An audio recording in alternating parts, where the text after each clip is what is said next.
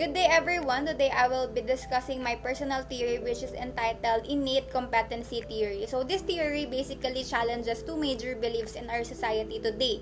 Number one, it challenges the belief that careers are naturally meant for a specific gender. And number two, it challenges the modern counter-argument that one gender is generally perform better than the other one. So my theory basically argues that competence, talent, skills, and specializations are not determined by gender, but by the innate capabilities or abilities or skills of that individual regardless of their gender. For centuries, we have noticed that society is dividing labor according to gender or traditional gender roles, such as men are expected to enter the military fields to become soldiers, leaders, engineers, while women are expected to become nurses, caregivers, or homemakers. Even today, even with the success with the gender equality program, there is still gender stereotyping. Men entering the nursing field or teaching field are often judged or doubted.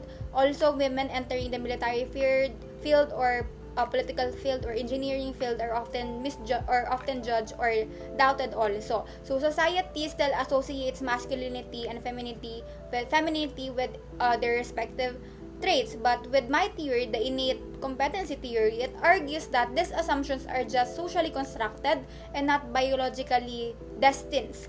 And according to my theory, it argues that each person or every one of us possesses unique capabilities, skills, specializations that are independent from gender expectations. Some men are naturally empathetic, nurturing, therefore they are best suited to enter teaching fields or become caregivers or teachers and even nurses, while some women are naturally strategic, decisive, or physically capable, therefore they are also suited or best suited entering the military field, engineering field, and even political field. Therefore, we can conclude that society functions best not when people follow certain gender roles or expectations, but when people are placed within their respective fields that is aligned with their merits, their capabilities, and their skills.